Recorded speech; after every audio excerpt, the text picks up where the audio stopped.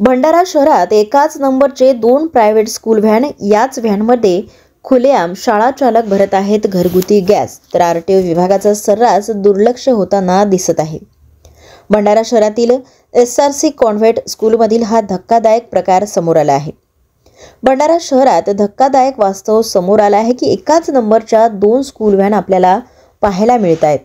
मात्र गेले अनेक महिन्यांपासून या दोन्ही प्रायव्हेट स्कूल व्हॅन लहान चिमुकल्या मुलांना घेऊन रस्त्यावर धावत आहेत।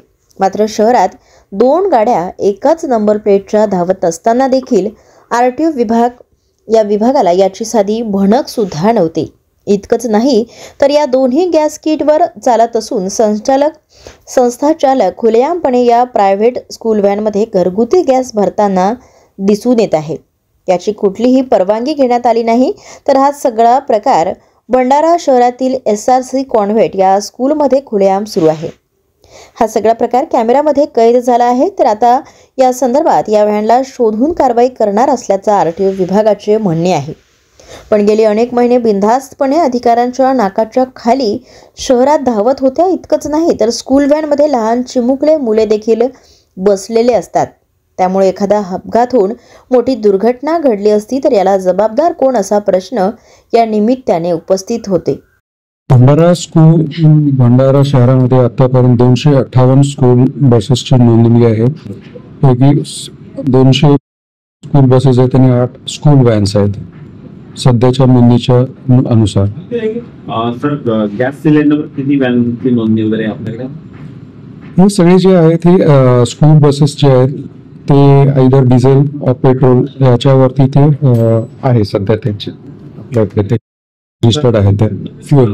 आम्हाला निदर्शनात आला की एका कॉन्व्हेंटमध्ये सेम नंबरच्या 2 गाड्या होत्या आणि ते गॅस सिलेंडर भरत होते। काय नेमकं त्यांच्यावर कारवाई करण्यात आली? हो, आता आम्हाला ही पण माहिती मिळाली, तर आमच्या स्क्वॉडला आम्ही आता कल्पना दिलेली, म्हणजे इन्स्ट्रक्शन्स दिले वाहने आहेत ती तपासून त्याप्रमाणे जी काही कारवाई शासकीय आहे त्याच्यावरती करायची असं त्यांना इन्स्ट्रक्शन दिलेले आहेत। त्या आयडेंटिफाय लागतील ते कुठले कुठले वाहन आहेत, ते एकच नंबरची एक असू शकेल पण दुसरी कुठली आहे त्यांनी त्याच्यामध्ये काय केलेलं आहे हे तपासल्याशिवाय नाही सांगता यायचं। तपासण्यालाच दिलेलं आहे इन्स्पेक्टरांकडे, माहिती मिळताच आपल्याला कळवण्यात येईल। यावरून असं निदर्शनास येते की भंडारा जिल्ह्यात आणखी किती वाहने एकाच नंबर प्लेटच्या धावत आहेत हे पाहणं महत्त्वाचं ठरणार आहे। तर दुसरीकडे एका वाहनाने अपघात जरी झाला तर तो गुन्हा लपविण्यासाठी दुसऱ्या वाहनाला तोच नंबर प्लेट लावला जातो। पण हा सगळा प्रकार शहरात सुरू असून सुद्धा पोलीस विभाग, आरटीओ विभाग याकडे दुर्लक्ष करीत आहेत। त्यामुळे जिल्ह्यात आणखी असे प्रकार उघडकीस येण्याची शक्यताही नाकारता येत नाही।